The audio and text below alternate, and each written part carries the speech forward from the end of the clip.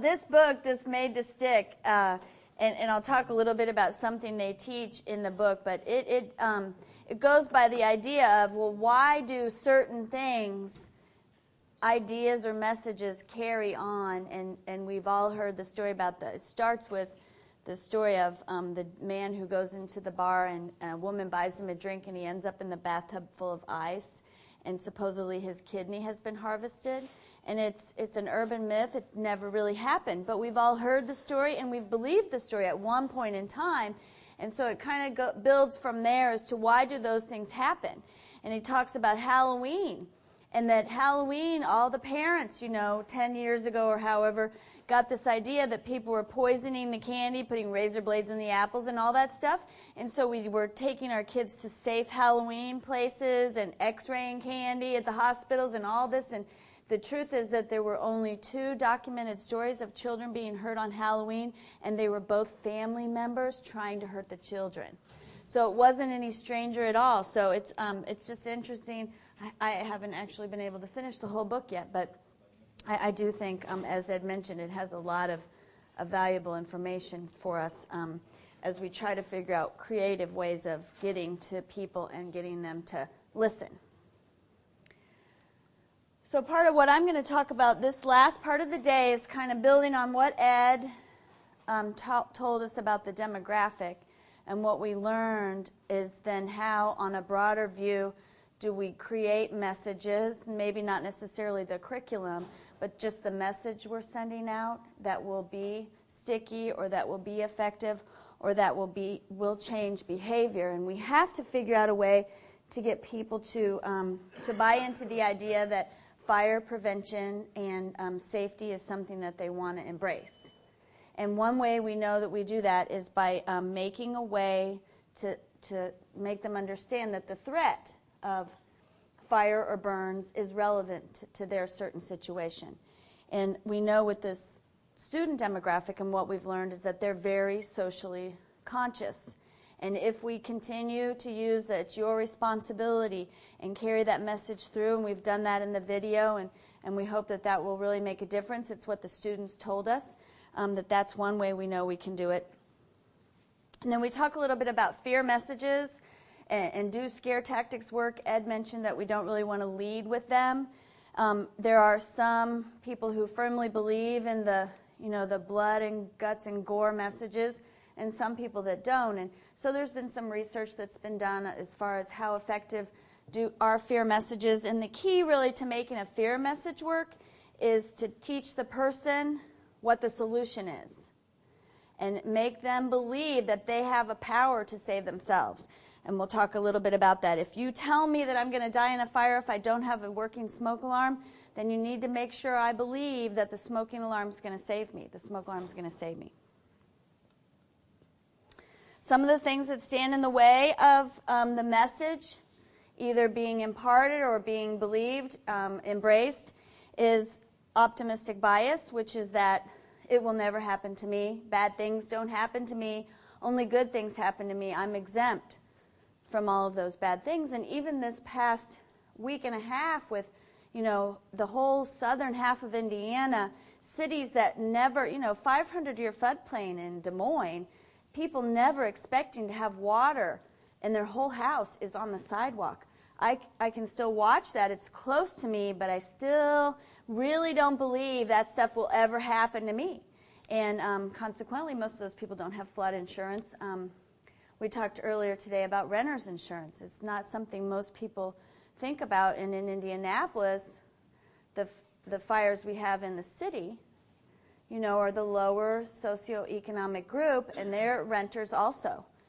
So I think that optimistic bias really, really hurts us in a lot of ways. And then the curse of knowledge, which is a concept out of this Made to Stick book, is that we know all about fire safety and prevention, and it stands in our way of getting the message to the person, the average person in the audience, because we forget what it's like not to know. So it makes so much sense to me that a smoke alarm works. It makes so much sense to me that it's the smoke that will kill me, not the flame. But someone who's never had any knowledge about fire or burns does not even grasp that, and I need to step my curse of knowledge aside to be able to get my message to them. We need to make sure that we're motivating them to perceive the threat as severe. And the more we associate pain or really a severe consequence to the threat, the more likely they're going to be motivated, which is one of the reasons we talk in the video about the heat being like a red hot poker in your throat or your skin being seared instantly, those real graphic images of the seriousness associated with the threat. Perceived threat is something we talk a lot about as far as getting the message and understanding that not all of us perceive this threat the same way. It's a threat either to my health, to my social standing, my social situation, or economically. And if I understand what's most important to you and how that threat applies, I might be able to get you to believe the message more. Interesting thing that we found out from one of Ed's nieces, who happens to be a college demographic person, is that when we talk about smoking-related fires being a cause of high fatalities, then her message was, well, none of us are really smoking, so that doesn't apply to me. That's not a threat for me. But then when we follow it up with the people that are dying in those fires are not the smokers, then it becomes a threat. Then I take it seriously.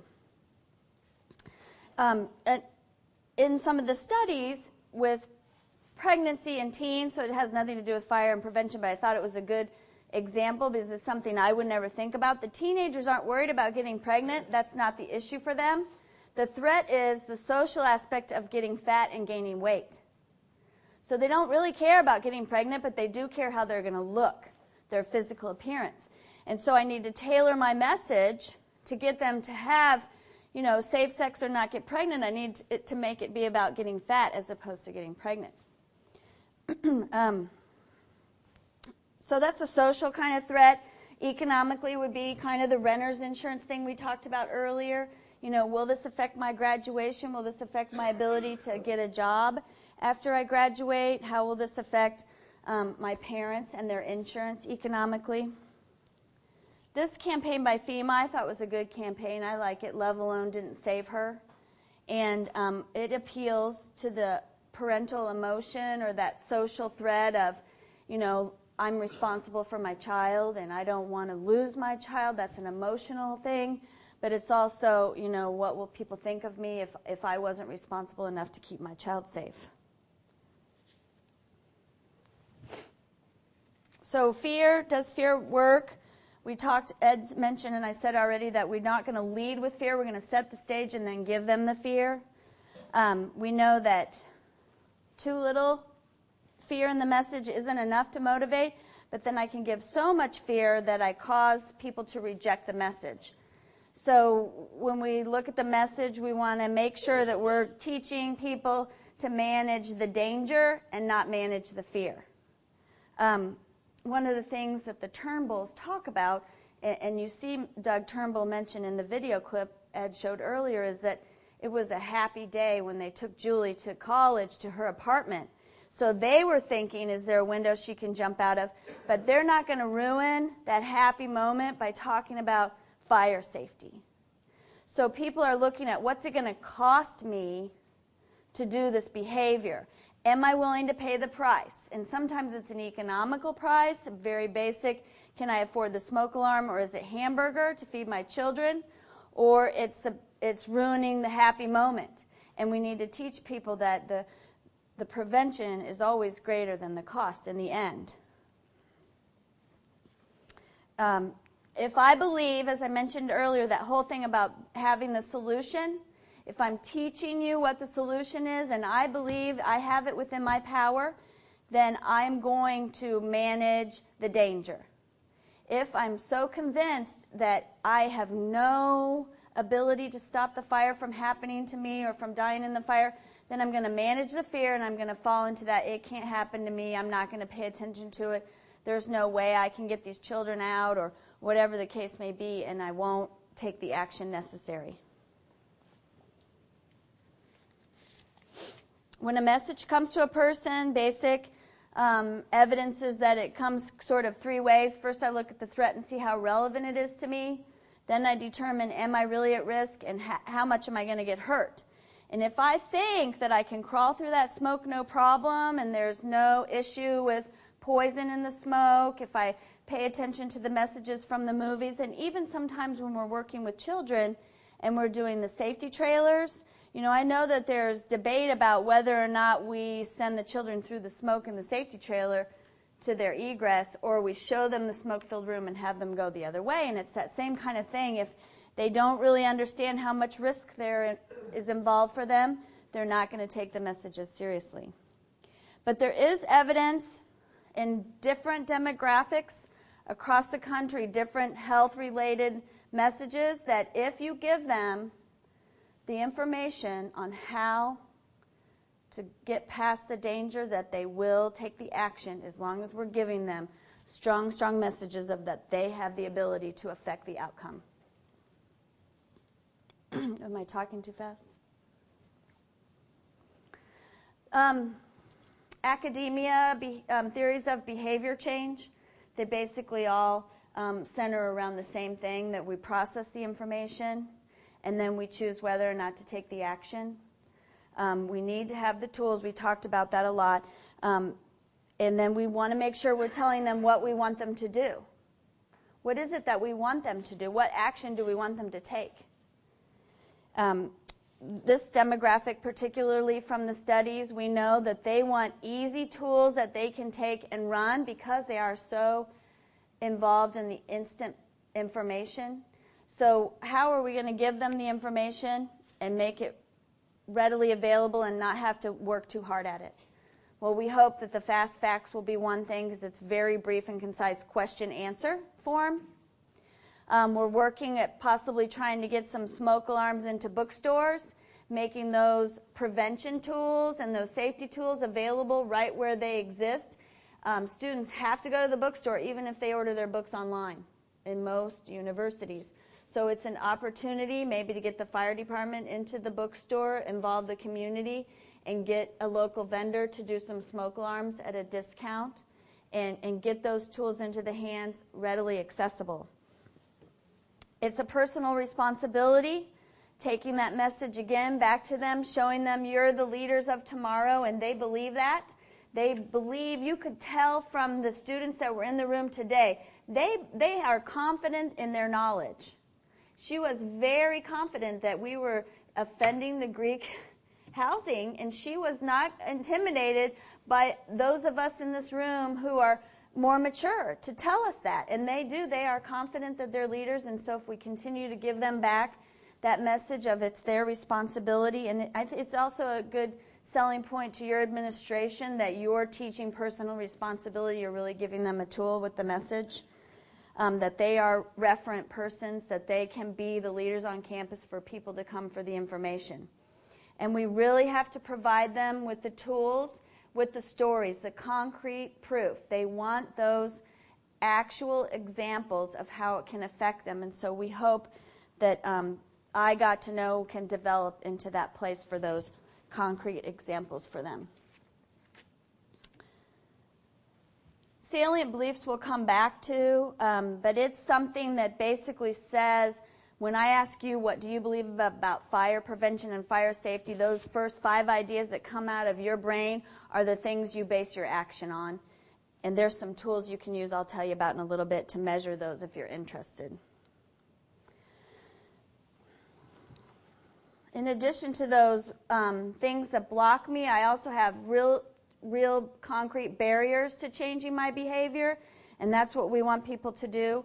We know that a strong triggering event will normally cause people to change their behavior, but we don't really want every person to have a fire or have a close relative or friend have a fire to get them to change their behavior. But Ed talked earlier about teachable moments and really capitalizing on those. And you know, interestingly enough, when we sat there with Senator Bai yesterday, I had seen him earlier in the airport. You know, I was at the airport for 4 hours. And I had seen him earlier, thought about talking to him, but it just so happened that he was on the shuttle, so I just sat next to him on the shuttle. How are you today, Senator? And I know that he he campaigned hard for Senator Clinton, so he's pretty active, and Ed, what should we talk about? And so we mentioned the Campus Right to Know Act, but he mentioned that his house in the Washington, D.C. area had burned to the ground, and that the family had been home, but everyone was still awake, and how he realized, had they been asleep, the outcome could have been different. So that's an opportunity now. We know that information. If we need him, we can, hopefully remind him of our encounter on the shuttle and how important it is for him to pay attention to fire safety and fire prevention issues. Psychological barrier would be just that I'm too embarrassed to tell my friends that I want to have prevention. My children are embarrassed by me because I'm all about buckle, helmet, smoke alarm, everything you can imagine, unplug your extra electrical all the time. And interestingly enough, even our friend Mr. Camo, who was recently hiking in the White Mountains with his peers, and they were up on the top of Mount Washington staying in some huts, didn't really want to talk about fire safety and should they make a meeting place. So it happens to the best of us because nobody really wants to take that stuff seriously. It can't happen to us. So we need to help this demographic get past the psychological barrier. Structural and environmental barriers aren't really something that's necessarily in our control, but we can teach them what they can do differently with those. Environmental and structural would be maybe they don't have enough electrical outlets, so they're overloading the circuit. What can we teach them about that? What can we teach them about the sound structure of the places they're living? Ed mentioned the questions to ask, things to look for when you're looking for off-campus housing, those kind of things. Interpersonal and social would be trying to put so many people into one living space, or as Ed mentioned earlier, living in closets. One of our subject matter experts, the chief from Purdue University, he talked about some students in an off-campus house who had constructed a living space between the floorboards. And so they were living in there. Maybe it was only however tall, but they were wiring electrical in there and everything. And so we need to just really help them understand that those environmental situations are going to be a deterrent to their ability to be safe in the event that there's a fire.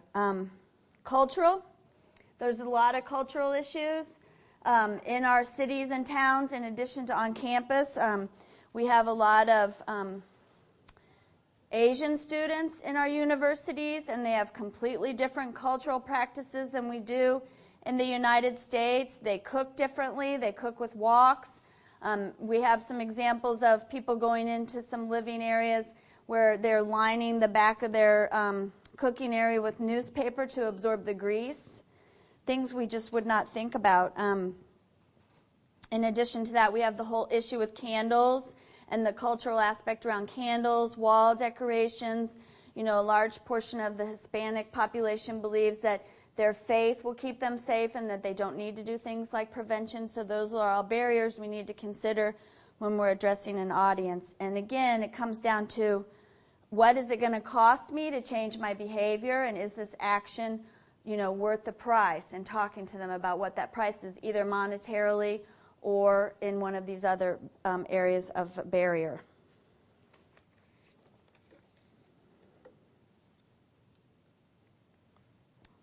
I mentioned the Salient Beliefs survey that you can do, and just if you have the opportunity to meet with this audience regularly, this is a good resource to kind of do some of those studies. Effective Health Risk Messages, it's a book I ordered on Amazon.com because that's just normally where I shop for books as opposed to going to the physical bookstore. It wasn't very expensive. It's a hardback, and it's a lot of research about creating effective health risk messages, and they've got some really great surveys in there on how to set up focus groups.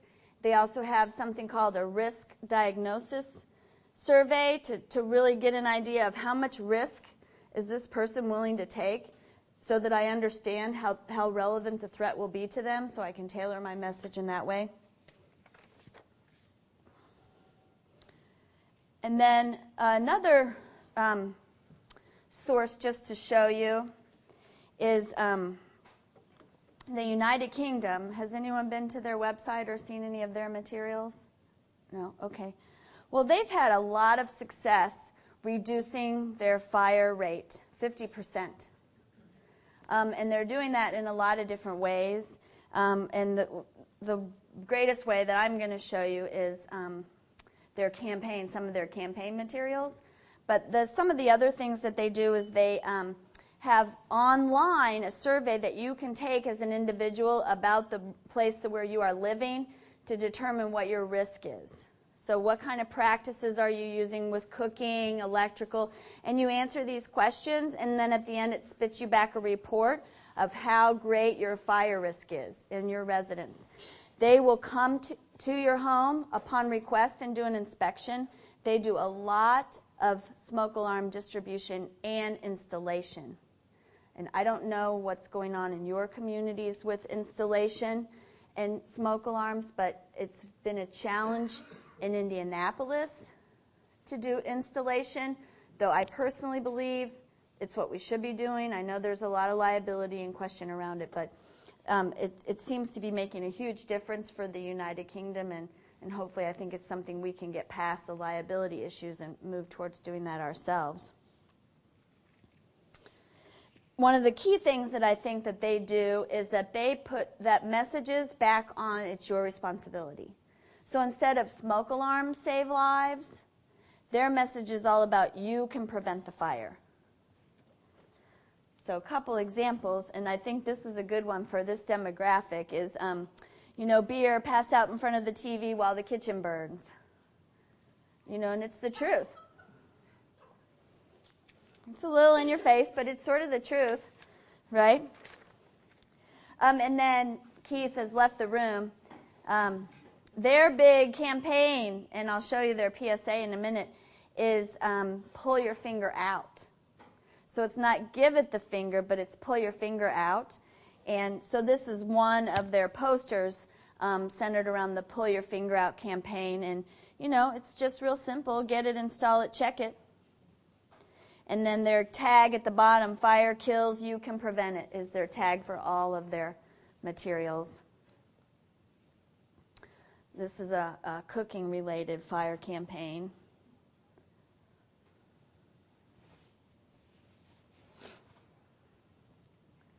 And then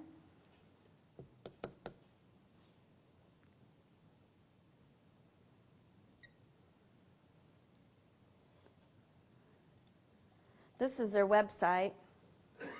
We've got a lot of stuff on here, and you can go on here and play around with the survey and everything, but this is the woman who's famous actress in the Pull Your Finger Out campaign, and this is the video.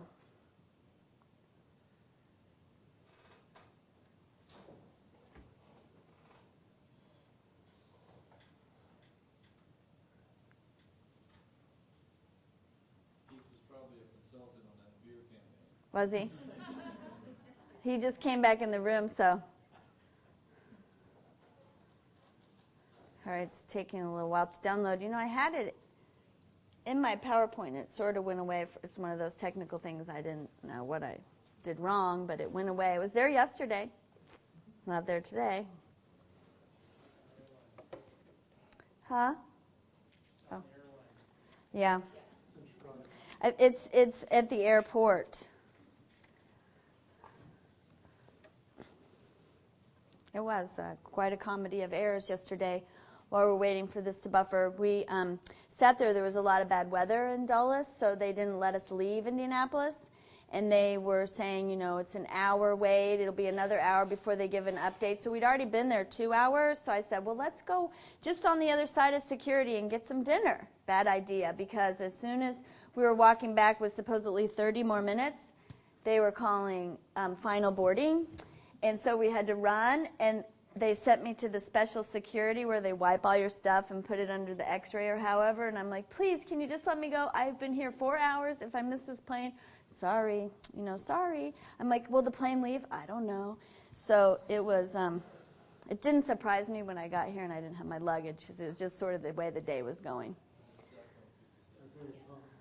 Okay, what do I do? Close?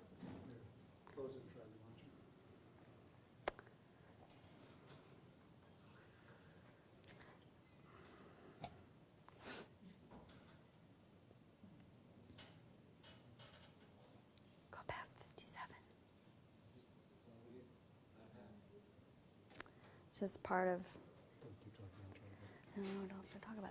Okay, anyone have questions or anything while we're waiting to make this work? It's early. I've noticed one of the big differences that they do over in England, because I was stationed over there for a couple of years, and it does not bother them to show burned bodies in their advertising campaigns and stuff to show what actually happens. And the wimps here in the United States are just scared to death. Right. We do baby ourselves maybe a little more than we should. That's a lot more. Okay, a lot more. I was trying to be nice. Did you? I'm tired of No, I understand. all that junk going on. Well, I understand. And then they wonder why stuff happens, and it's because they're just, I don't know. Right, because we're not willing to tell the truth. No.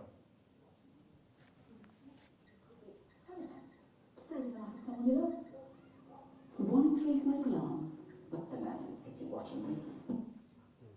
Chances are you're not doing a lot at the moment. Can you make the lights, Instead, you could be, I don't know, please? saving the life of someone you love. 1 in 3 smoke alarms doesn't have a working battery. So let's see. Who's going to be trapped in a house while it burns? Your brother? Your mother? You? Maybe you should test yours now. Go on. Pull your finger out.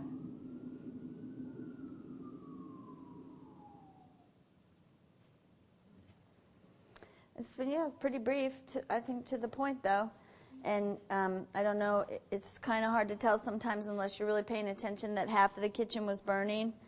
But I really appreciate that she's basically saying, somebody's going to die. Who's it going to be? And we say that a little bit in the darkness. In the video, as far as what's your choice going to be? How are you going to prevent this? After the documentary from the Seton Hall fire. And I think there's a lot we can learn from how the UK is doing it as far as getting their messages across. That's all if you want to turn the lights on. There's more. Help yourself to the video or the website. Go ahead. Aren't they the ones that also show putting the fire out by wetting the rag or the towel and putting it over the pot? They have, there is a PSA on cooking and grease, and they have the woman, and you hear her narrating, and they do put the wet rag on the pan, and then they show her as far as putting water on a grease fire and what can happen, and she has some pretty severe burns on her face. It's just interesting because we don't teach that. Right. Teach that method, but it's interesting that that's how they teach it. As far as putting the wet towel over. Right. Mm-hmm. We teach put the lid on it. Right. Turn the stove off. Yeah. Right. Right. Yeah. He's wearing full gear pretty much in the. Yes, sir.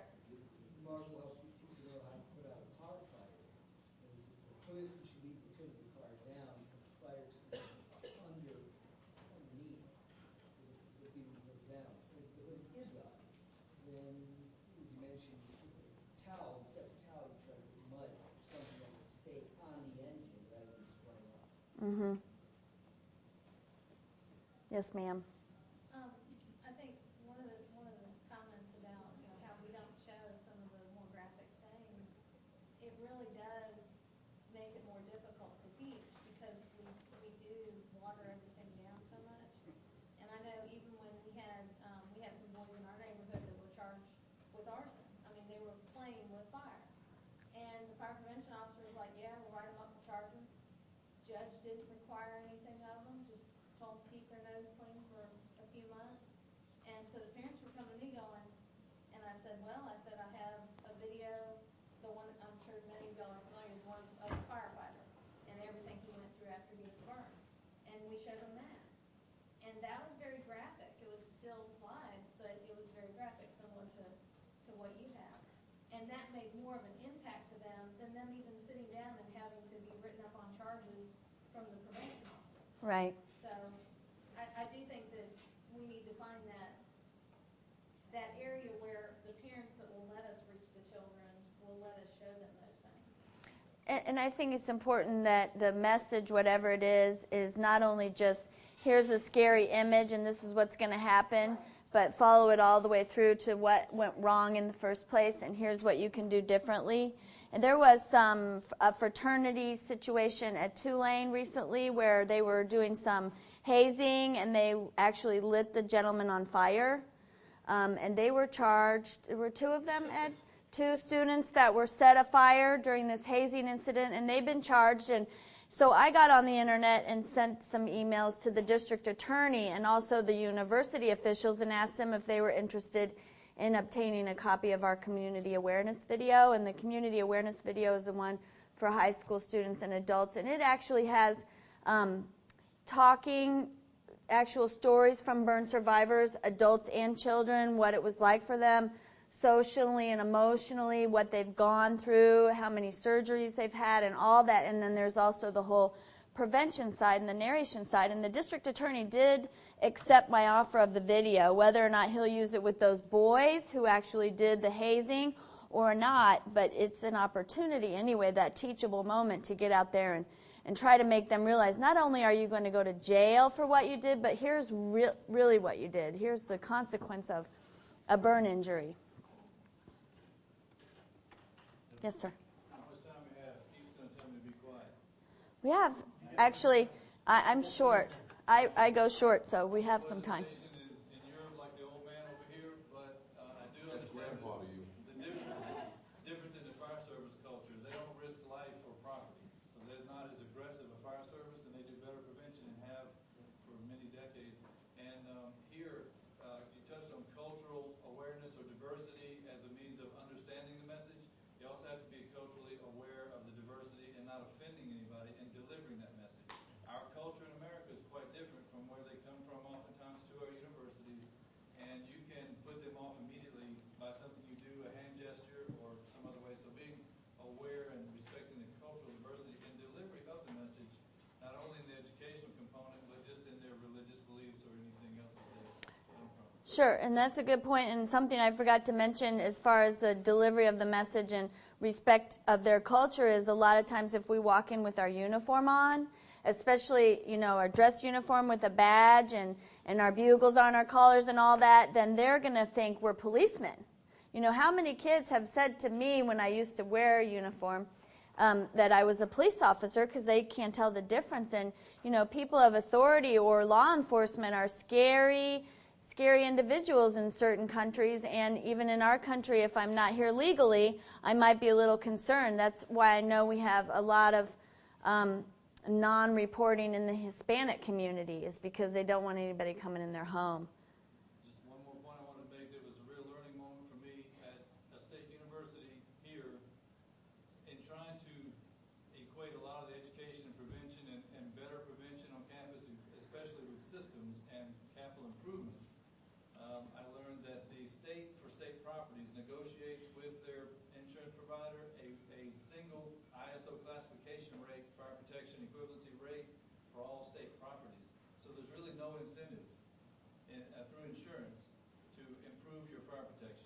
So the only thing you're left with is it takes away some of your engineering controls. You're left with the education, which is difficult at best. But that was a learning moment for me, because I thought that the more you put into it, the better off you are. Your ISO can come down, but that doesn't happen in state properties unless you're a private college. It doesn't work that way. So that really takes some of the wind out of your sails when you're trying to move a program forward with engineering, education, and enforcement. With all three E's. Did you want to comment on that at all, Ed? Okay.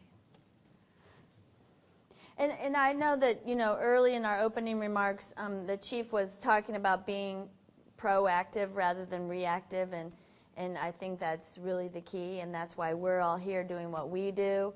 And I know that there's always sometimes that difficulty on the other side in some of the administration. I know, at least where I come from, getting them to really grasp and appreciate that being proactive and putting some resources behind it. So I think it's great Virginia to put so much resources behind it. I'm sure going to carry that message back home and see if we can't get something. Also tell that Virginia has mandated the sprinklers in high-rise dorms.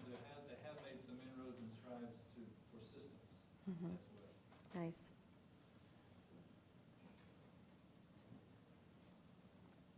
Anyone else?